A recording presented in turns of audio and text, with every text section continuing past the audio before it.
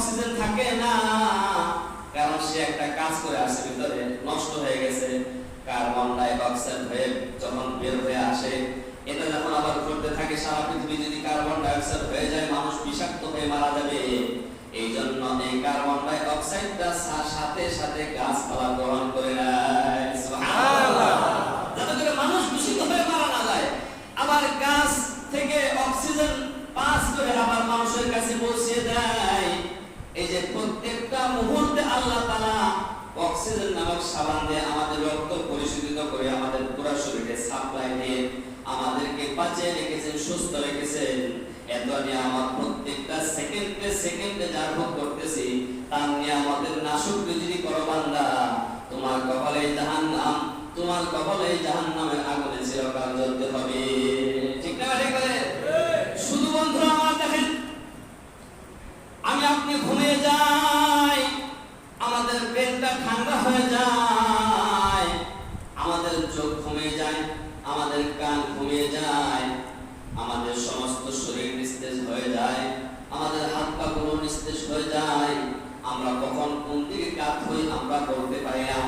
কিন্তু তখন যদি কোন স্রষ্টা যদি না থাকতো, আমার আর আপনার মাহবুব যদি না থাকতো, আর আমার আপনার হাত পায়ের সাথে যদি আমাদের শ্বাস প্রশ্বাস গুলো হয়ে যাইত, তাহলে আমাদের রক্ত অক্সিজেন না পাওয়ার কারণে দূষিত হয়ে আমরা ঘুমের ঘরে মারা যাইতাম। ঠিক না ভাই?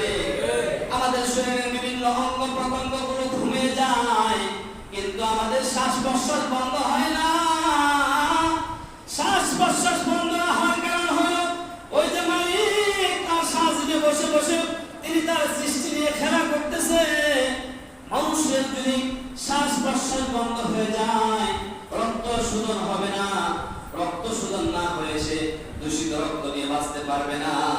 এই জন্য আল্লাহ রাব্বুল আলামিন মানুষকে ঘুম দেয়, ঘুমিয়ে দেয়, কিন্তু তখন তার শ্বাস প্রশ্বাস জারি থাকে, তখন তার হৃৎপিণ্ড জারি থাকে, মানে প্রতি মুহূর্তে অক্সিজেন ঢুকে রক্তগুলোকে পরিশোধিত করে আবার কার্বন ডাই অক্সাইড হয়ে বেরিয়ে আসতেছে। আল্লাহু আকবার। শুধুমাত্র এই যে প্রত্যেকটা সেকেন্ডে সেকেন্ডে আমরা আল্লাহর নিয়ামতের মাধ্যমে বেঁচে আছি, একটা মুহূর্ত যদি আমাদের থেকে অক্সিজেনটা নাক থেকে দূরে সরে নেয়, সাথে সাথে আমরা ডেড বডিতে পরিণত হয়ে যাব। ও মুসলমান বুঝো না, প্রত্যেকটা সেকেন্ডে সেকেন্ডে যার নিয়ামত ভোগ করে করে তুমি বেঁচে আছো, যার শ্বাস প্রশ্বাস গ্রহণ করতেছো, তুমি ঘুমাও কিন্তু তোমার শ্বাস প্রশ্বাস ঘুমায় না, তুমি ঘুমাও তোমার হাত ঘুমায় না, তুমি ঘুমাও তোমার লাংস ঘুমায় না, তুমি ঘুমাও তোমার পেট ঘুমায় না। তোমার পেটটা যদি ঘুমায় যায় তো তোমার পেটের ভিতরে তুমি যা খাইছো হজম হয়তো না, পচে যাইতো। হজম না হলে পেটের ভিতর থেকে যে সমস্ত রোগ বা যে সমস্ত কণা দ্বারা আমাদের শরীরের খাদ্যের মূল নির্যাসটা আমাদের শরীরে গ্রহণ করে, যেই পানিটা আমাদের শরীরে গ্রহণ করে, যেই অংশটা আমাদের হাড়ের ভিতরে মগজে গ্রহণ করে, যে অংশটা আমাদের রক্তে গ্রহণ করে, যেই অংশটা দ্বারা আমার পুরো শরীর সতেজ থাকে, ঘুমিয়ে যাওয়ার সাথে সাথে পেটটাও যদি ঘুমায় যায় তো সমস্ত খাবার পচে যায়, তো হজম না হইলে শরীরের কোনো অঙ্গ আর ভিটামিন, রক্ত আর মাংস আর মজ্জা হাড্ডি এগুলো পাইতো না, অটোমেটিক মানুষটা মরে যাইত। তাহলে প্রতিটা মুহূর্তে প্রত্যেকটা মুহূর্তে যে আল্লাহ রাব্বুল আলামিন পেটের নিয়ামত, অক্সিজেনের নিয়ামত, হাড়ের নিয়ামত, ফুসফুসের নিয়ামত দিয়ে আমাকে আপনাকে বাঁচিয়ে রাখছে, চোখের নিয়ামত দিয়ে দেখার সুযোগ করে দিয়েছে, ব্রেন দ্বারা আল্লাহকে চিন্তা করার সুযোগ দিয়েছে। এতগুলো নিয়ামত পায় যদি আল্লাহর নাশুকরি করা হয়, এই সমস্ত নাশুকরি বান্দাদেরকে কিয়ামতের ময়দানে দেওয়া হবে। मेरा प्यारा नबी, कितना प्यारा नबी, सारी दुनिया का है वो दुलारा नबी। अल्हम्दुलिल्लाह कफ़ा व सलामुन अला इबादिही अल्लज़ीना इस्तफ़ा। अम्मा बअद फ़अऊज़ु बिल्लाहि मिनश शैतानिर रजीम। बिस्मिल्लाहिर रहमानिर रहीम।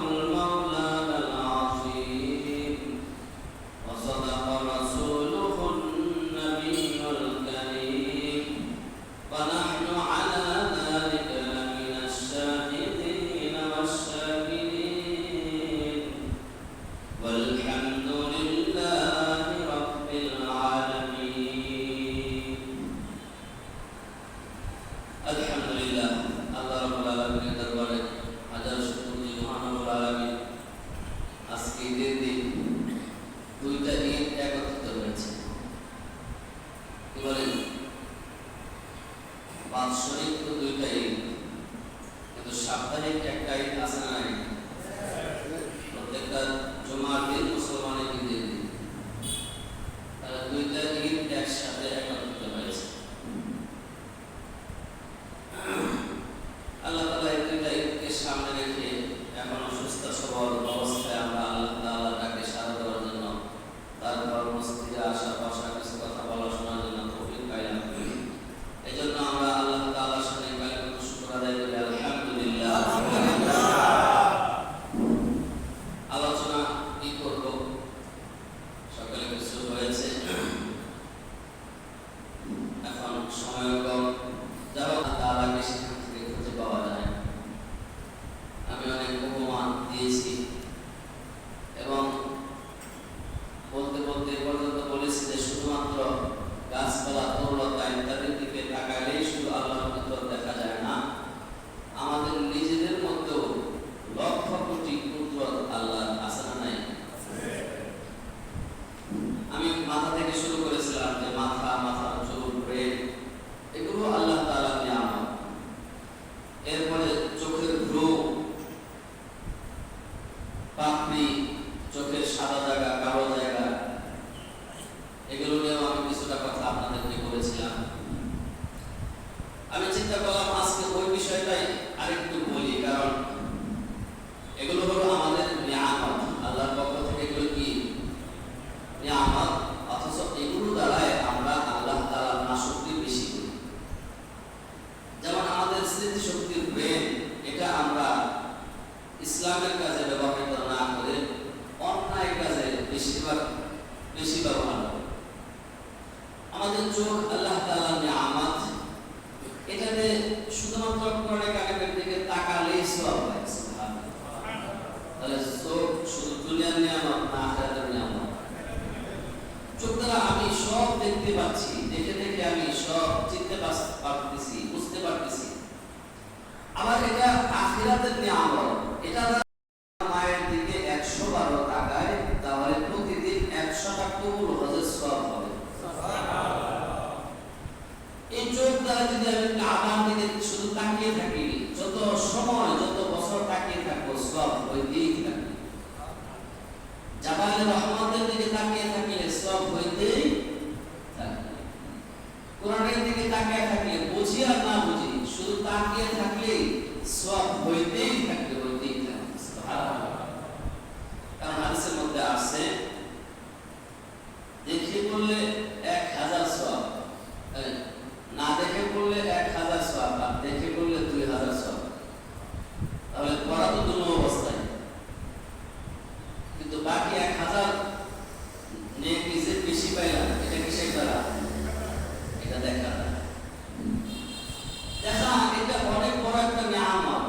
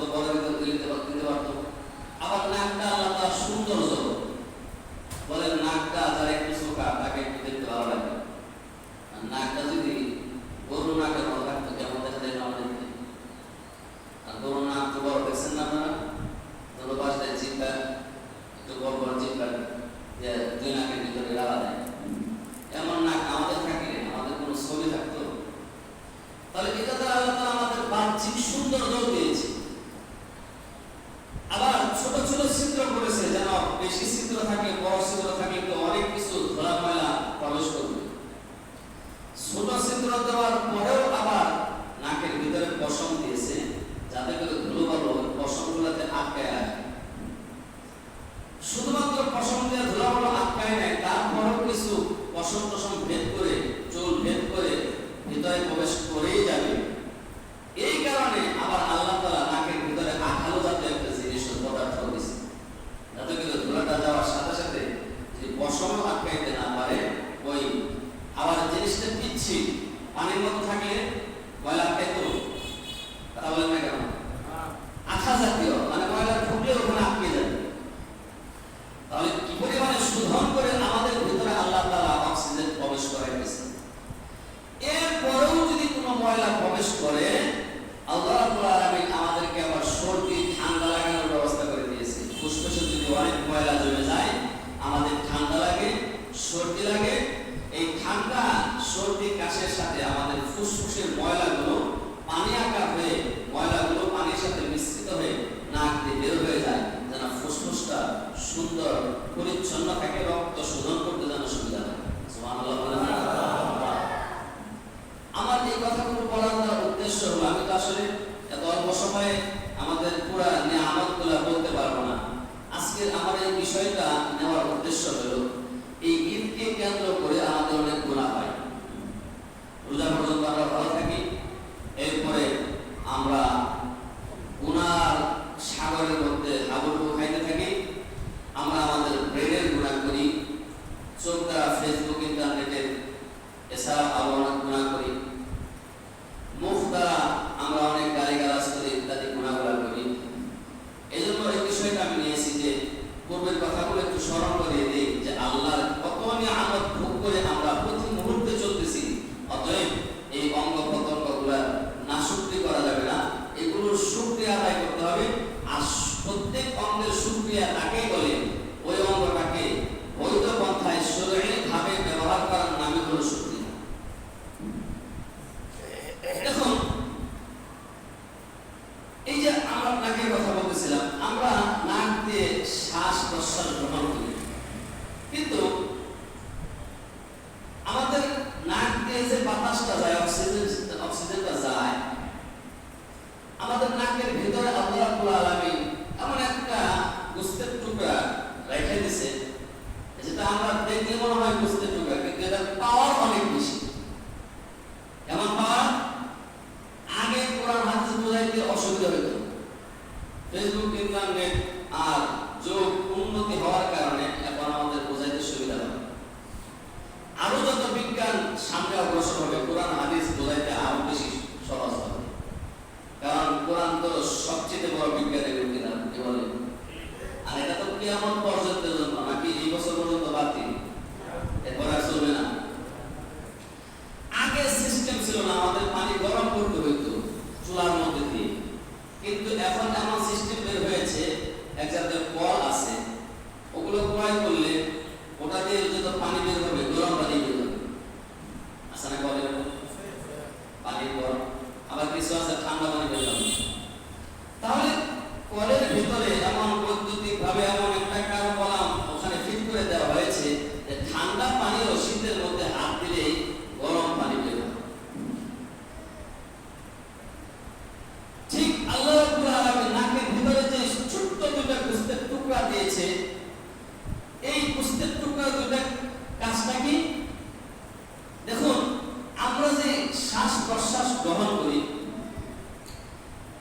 আমাদের এই দুনিয়াতে কিছু এরিয়া আছে যেখানকার তাপমাত্রা অনেক বেশি, আবার কিছু এরিয়া আছে যেখানকার তাপমাত্রা অনেক কম। এমন জায়গা আছে যেখানে 60 ডিগ্রি সেলসিয়াস পর্যন্ত তাপমাত্রা ওঠে না, 50, 55, 60 ডিগ্রি পর্যন্ত তাপমাত্রা আছে। আবার এমন অনেক অঞ্চল আছে, উত্তর মেরু অঞ্চল, দক্ষিণ মেরু অঞ্চল, যেগুলা সূর্যের বিষুব রেখার বাইরে যে সমস্ত রাষ্ট্রগুলা, আমাদের সূর্যের যে বিষুব রেখা আছে এর বাইরে যে রাষ্ট্রগুলা, আন্টার্কটিকা আছে দক্ষিণে, উত্তরে আছে হলো আপনার রাশিয়া, সাইবেরিয়া দ্বীপপুঞ্জ ইত্যাদি, এদিকের তাপমাত্রা -60-70, মানে নামতে নামতে 1-2 না, শুধু মাইনাস হয়ে আবার 30-35, 60-70 ডিগ্রি সেলসিয়াস আসে। তাহলে সেখানকার তাপমাত্রা কত ঠান্ডা! আবার উত্তপ্ত বালুকাময় মরুভূমির রাষ্ট্র যেগুলো, সেখানকার তাপমাত্রা অনেক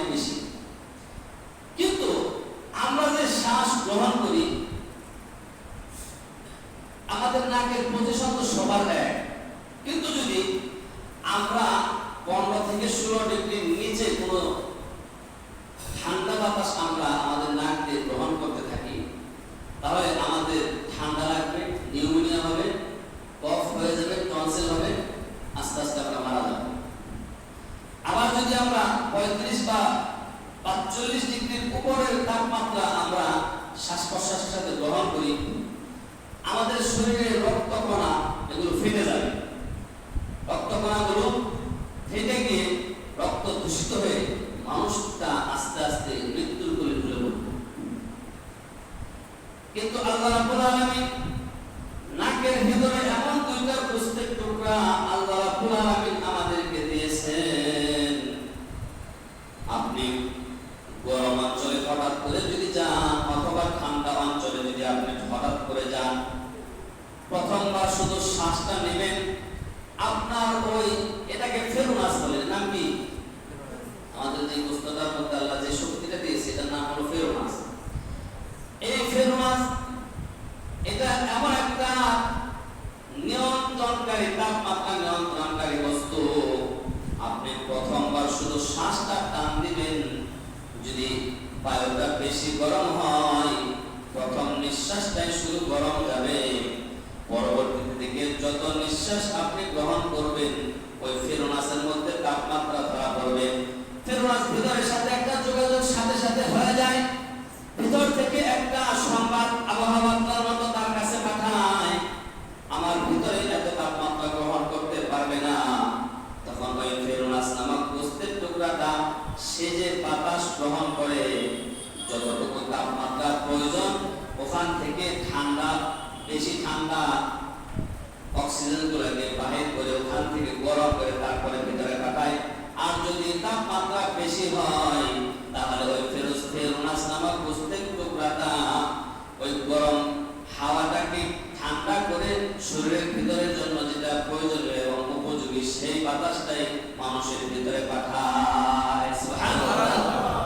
এই ফেরোনাস যদি আল্লাহর পক্ষ থেকে না দিত, আমরা বেশি ঠান্ডা গ্রহণ করতে পারতাম না, মরে যেতাম, আবার বেশি গরম অনুভব করতে পারতাম না, নাক দিয়ে টেনে আমাদের ফুসফুস আক্রান্ত হয়ে রক্তকণিকা ফেটে যেত। তাহলে প্রতিটা মুহূর্তে আমাদের এই ফেরোনাস দ্বারা আমাদের তাপমাত্রা নিয়ন্ত্রণ করে অক্সিজেনটা আমাদের ভিতরে পাঠাইতেছেন তিনি কে? আল্লাহ। এতদিন তো বোঝা আছে না, আজকে তো মাংস গোস্ত তো খাইছেন, শক্তি ভুলে গেল নাকি? এই ফেরোনাস দিয়েছেন কে? যদি বলেন আল্লাহ।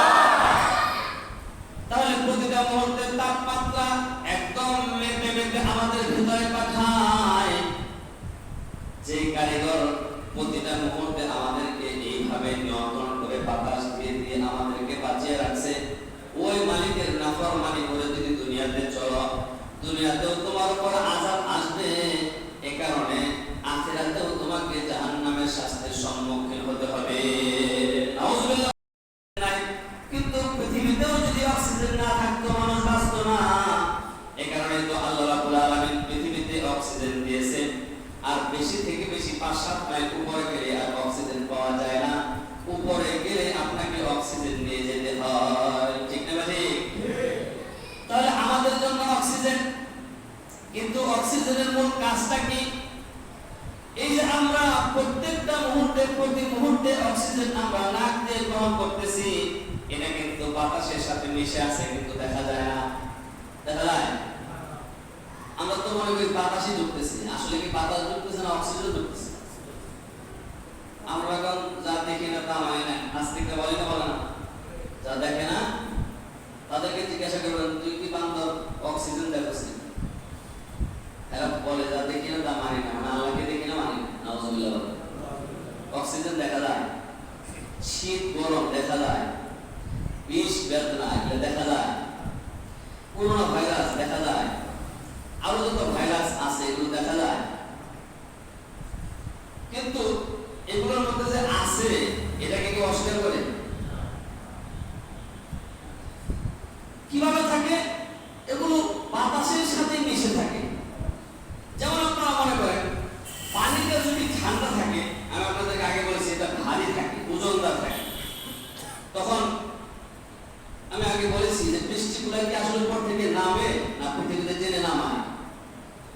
পৃথিবীর আকর্ষণে পানির কণাগুলো যখন বড় বিন্দু আকারে পরিণত হয়, উপরের বায়ুমণ্ডলটা যখন প্রচন্ড পরিমাণে ঠান্ডা হয়ে যায়, বেশি পানি ধরে রাখতে পারে না, অনেকগুলো পানি একসাথে হয়, যখন ফুটাটা বড় হয়, দুনিয়ার আকর্ষণ এই পৃথিবী নামক গ্রহের যে একটা মাধ্যাকর্ষণ শক্তি আছে, এই আকর্ষণের পানিকে টেনে নিচের দিকে নামায়। কিন্তু এই যে পানিটা নিচের দিকে নামে, এই পানিটাকে যদি আবার বাষ্প আকারে বানানো হয়, এই পানিটা তখন ঊর্ধ্বমুখী হয়। কথা বলেন, আপনারা জানেন, বুঝেন নি?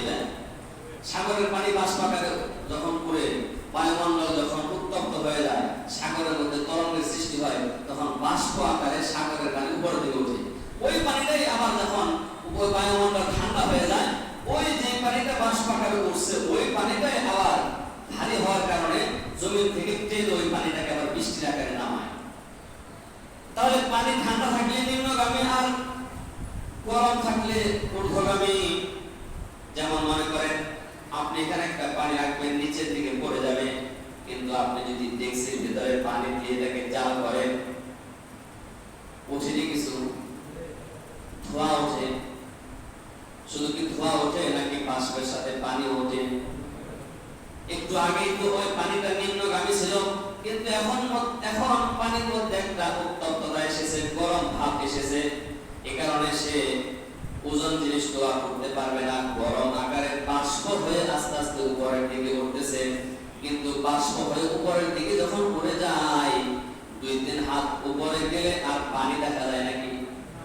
কিন্তু পানি কি তাই বলে আর উঠে না? উঠে, কিন্তু বাষ্পের আকারে উঠে, দেখা যায় না। কিন্তু আপনি একটা বেলুনের মধ্যে ফুদিয়ে অথবা বাষ্পগুলো ভরেন, কিছু সময় পরে দেখবেন বেলুনের নিচে কিছু পানি জমে আছে। তাহলে পানি বাতাসের মধ্যে ছিল, দেখা যায় না।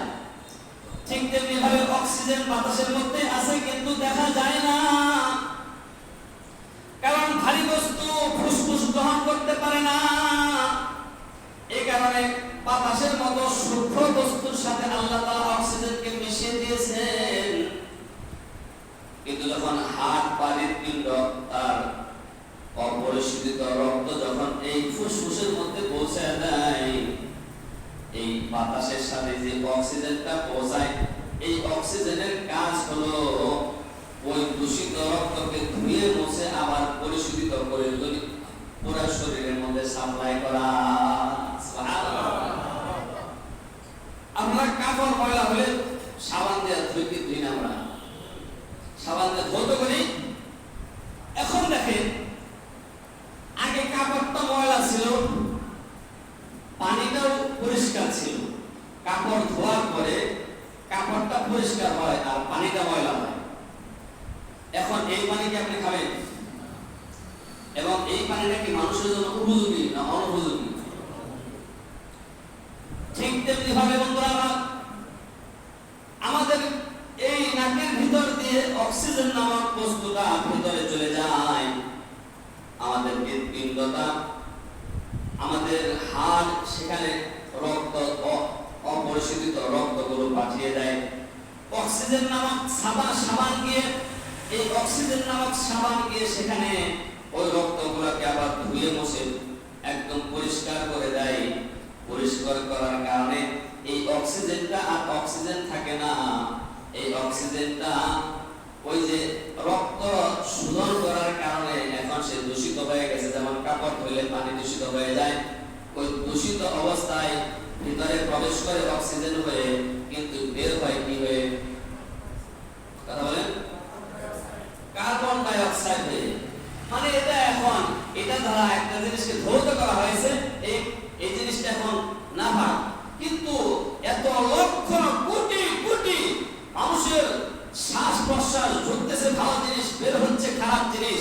এত খারাপ জিনিস যদি বাতাসের মধ্যে ঘুরতে থাকে, মানুষ বাতাস নষ্ট হয়ে মানুষ মারা যাবে। এই জন্য আল্লাহ রাব্বুল আলামিন গাছ বানিয়ে দিয়েছেন, মানুষ অক্সিজেন গ্রহণ করে, সেই অক্সিজেন দিয়ে হার্টের ওই ফুসফুসের ওই রক্ত শোধন করে, ওই অক্সিজেন থাকে না। কারণ সে একটা কাজ করে আসে, ভিতরে নষ্ট হয়ে গেছে। কার্বন ডাই অক্সাইড হয়ে যখন বের হয়ে আসে, এটা যখন আবার ঘুরতে থাকে সারা পৃথিবী, যদি কার্বন ডাই অক্সাইড হয়ে যায়, মানুষ বিষাক্ত হয়ে মারা যাবে। এই জন্য এই কার্বন ডাই অক্সাইডটা সাথে সাথে গাছপালা গ্রহণ করে নেয়, সুবহানাল্লাহ, যাতে করে মানুষ দূষিত হয়ে মারা না যায়। আবার গাছ থেকে অক্সিজেন পাস করে আবার মানুষের কাছে পৌঁছে দেয়। এই যে প্রত্যেক সাবান দিয়ে আমাদের রক্ত পরিশোধিত করে আমাদের পুরো শরীরে সাপ্লাই দিয়ে আমাদেরকে বাঁচিয়ে রেখেছেন, সুস্থ রেখেছেন। এত নিয়ামত প্রত্যেকটা সেকেন্ডে সেকেন্ডে যার ভোগ করতেছি, তার নিয়ামতের নাশুকরি যদি করো বান্দা, তোমার কপালে জাহান্নাম, তোমার কপালে জাহান্নামের আগুনে চিরকাল জ্বলতে হবে। ঠিক না ঠিক করে? শুধু বন্ধুরা আমার দেখেন, আমি আপনি ঘুমিয়ে যাই, আমাদের ব্রেনটা ঠান্ডা হয়ে যায়, আমাদের চোখ ঘুমিয়ে যায়, আমাদের কান ঘুমিয়ে যায়, আমাদের সমস্ত শরীর নিস্তেজ হয়ে যায়, আমাদের হাত পা গুলো নিস্তেজ হয়ে যায়। আমরা কখন কোন দিকে কাত হই আমরা বলতে পারি না। কিন্তু তখন যদি কোন স্রষ্টা যদি না থাকতো, আমার আর আপনার মাহবুব যদি না থাকতো, আর আমার আপনার হাত পায়ের সাথে যদি আমাদের শ্বাস প্রশ্বাস গুলো ঘুরে যাইতো, তাহলে আমাদের রক্ত অক্সিজেন না পাওয়ার কারণে দূষিত হয়ে আমরা ঘুমের ঘরে মারা যাইতাম। ঠিক না ভাই? আমাদের শরীরের বিভিন্ন অঙ্গ প্রত্যঙ্গ গুলো ঘুমিয়ে যায়, কিন্তু আমাদের শ্বাস প্রশ্বাস বন্ধ হয় না। শ্বাস প্রশ্বাস বন্ধ না হওয়ার কারণ হলো ওই যে মালিক তার সাজে বসে বসে তিনি তার সৃষ্টি নিয়ে খেলা করতেছে। মানুষের যদি শ্বাস প্রশ্বাস বন্ধ হয়ে যায়, রক্ত শোধন হবে না, রক্ত শোধন না হলে সে দূষিত রক্ত নিয়ে বাঁচতে পারবে না। এই জন্য আল্লাহ রাব্বুল আলামিন মানুষকে ঘুম দেয়, ঘুমিয়ে দেয়, কিন্তু তখন তার শ্বাস প্রশ্বাস জারি থাকে, তখন তার হৃৎপিণ্ড জারি থাকে, মানে প্রতি মুহূর্তে অক্সিজেন ঢুকে রক্তগুলোকে পরিশোধিত করে আবার কার্বন ডাই অক্সাইড হয়ে বেরিয়ে আসতেছে। আল্লাহু আকবার। শুধুমাত্র এই যে প্রত্যেকটা সেকেন্ডে সেকেন্ডে আমরা আল্লাহর নিয়ামতের মাধ্যমে বেঁচে আছি, একটা মুহূর্ত যদি আমাদের থেকে অক্সিজেনটা নাক থেকে দূরে সরিয়ে নেয়, সাথে সাথে আমরা বডিতে পরিণত হয়ে যাব।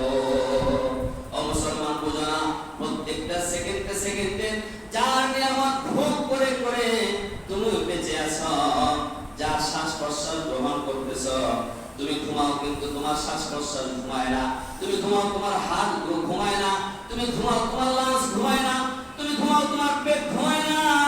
তোমার পেটটা যদি ঘুমায় যায় তো তোমার পেটের ভিতরে তুমি যা খাইছো হজম হয়তো না, পচে যাইতো। হজম না হলে পেটের ভিতর থেকে যে সমস্ত রোগ বা যে সমস্ত কণা দ্বারা আমাদের শরীরের খাদ্যের মূল নির্যাসটা আমাদের শরীরে গ্রহণ করে, যে পানিটা আমাদের শরীরে গ্রহণ করে, যে অংশটা আমাদের হাড়ের ভিতরে মগজে গ্রহণ করে, যে অংশটা আমাদের রক্তে গ্রহণ করে, যে অংশটা দ্বারা আমার পুরো শরীর সতেজ থাকে, ঘুমিয়ে যাওয়ার সাথে সাথে পেটটাও যদি ঘুমায় যায় তো সমস্ত খাবার পচে যায়, তো হজম না হইলে শরীরের কোনো অঙ্গ আর ভিটামিন, রক্ত আর মাংস আর মজ্জা হাড্ডি এগুলো পাইতো না, অটোমেটিক মানুষটা মরে যাইতো। তাহলে প্রতিটা মুহূর্তে প্রত্যেকটা মুহূর্তে যে আল্লাহ রাব্বুল আলামিন পেটের নিয়ামত, অক্সিজেনের নিয়ামত, হাড়ের নিয়ামত, ফুসফুসের নিয়ামত দিয়ে আমাকে আপনাকে বাঁচিয়ে রাখছে, চোখের নিয়ামত দিয়ে দেখার সুযোগ করে দিয়েছে, ব্রেন দ্বারা আল্লাহকে চিন্তা করার সুযোগ দিয়েছে। এতগুলো নিয়ামত পায় যদি আল্লাহর নাশুকরি করা হয়, এই সমস্ত নাশুকরি বান্দাদেরকে কিয়ামতের ময়দানে দেওয়া হবে। তুম্মা লাতুসআলুন্না ইয়াওমাইযিন আনিন নাঈম। নিয়ামত যা দিয়েছিলাম প্রত্যেকটা নিয়ামতের উত্তর দিয়ে তারপরে এখান থেকে যেতে হবে। তুম্মা লাতুসআলুন্না ইয়াওমাইযিন আনিন নাঈম। আল্লাহ রাব্বুল আলামিন এই সূরার শুরুতে বলতেছেন, আল হাকুমুত তাকাসুর হাত্তা যুরতুমুল মাকাবির। ও আমার বান্দারা,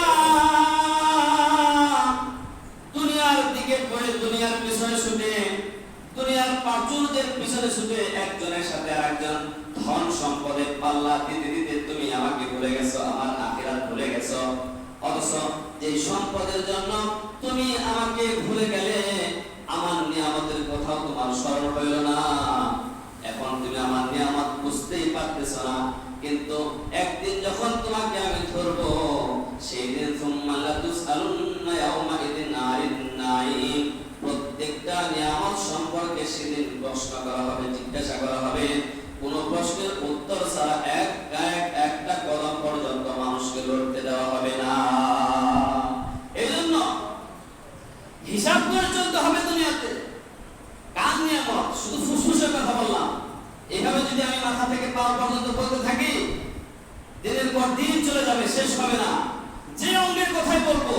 আপনি তাকে দেখবেন লক্ষ লক্ষ নিয়ামত ওই অঙ্গের ভিতরে আমাদের আল্লাহ তাআলা রেখে দিয়েছে। ঠিক না ঠিক বলেন? কার নিয়ামত খাওয়ার, কার গুণ গাও? দুনিয়াতে একজন আমরা এসেছি, কেউ তো ব্যবসা করে, ব্যবসা করতে করতে সে মরে। কেউ তো কৃষি কাজ করে, করতে করতে মৃত্যুবরণ করে। কেউ রাজনীতি করতে করতে মরতে মরতে নেতা হয়ে মরে। কিন্তু বন্ধুরা আমার, মরার আগে আল্লাহর বান্দা হয়ে কি মরলাম? মৃত্যু কিন্তু যে কোনো মুহূর্তে এসে যাবে। তুমি যে যাই করো, ব্যবসা করো, বাণিজ্য করো, কৃষি করো, আর যাই করো, তুমি তোমার আখিরাতটা ঠিক রেখে সবকিছু করো, না হলে কিন্তু আখিরাতে তোমাকে এমন ধারা দেওয়া হবে, কোনোভাবে আল্লাহর প্রশ্নের উত্তর না দিয়ে তুমি ছাড় পাবে না।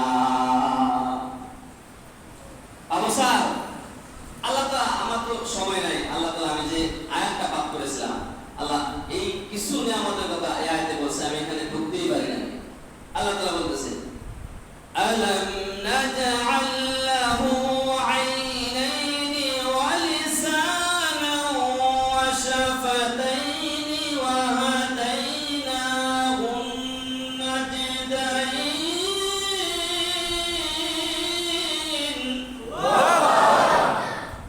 আল্লাহ রাব্বুল আলামিন বলেন, আলাম নাজআল লাহু আইনাইন, আমি কি তোমাকে দুইটা চোখ দান করি নাই?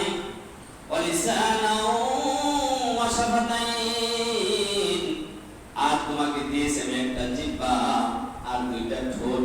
এই জিহ্বা না দিলে তুমি কোনোদিন কথা বলতে পারতে না।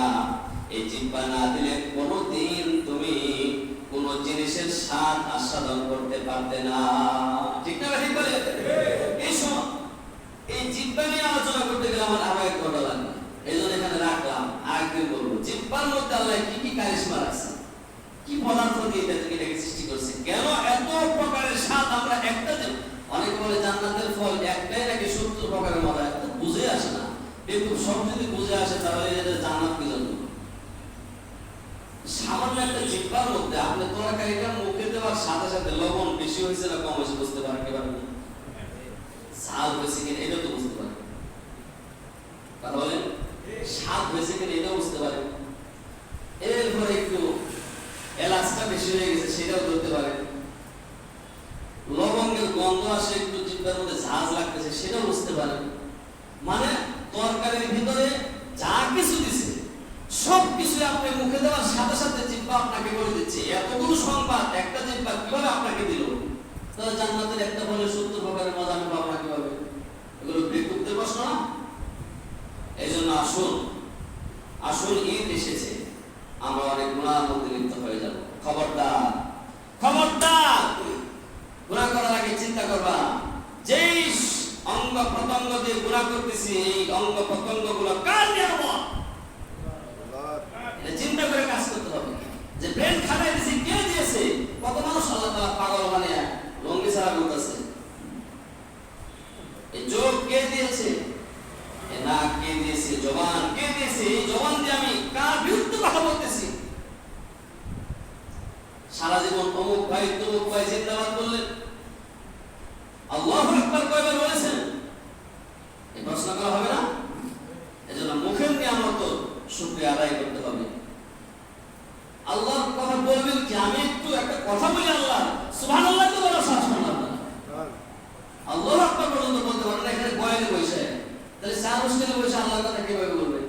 হাতে কাটে মাঠে যায় আল্লাহর কথা কিভাবে বলবে? এজন্য আসুন আমরা আল্লাহ রাব্বুল আলামিনের নিয়ামতের শুকরিয়া আদায় করি, আর গুনাহ করে এই সমস্ত অঙ্গ প্রত্যঙ্গের নাশুকরিয়া আমরা করব না। রাজি আছেন সবাই ইনশাআল্লাহ? আল্লাহ রাব্বুল আলামিন আমাদেরকে তৌফিক দান করুন। আমিন। ওয়া আখিরু দাওয়ানা আলহামদুলিল্লাহ।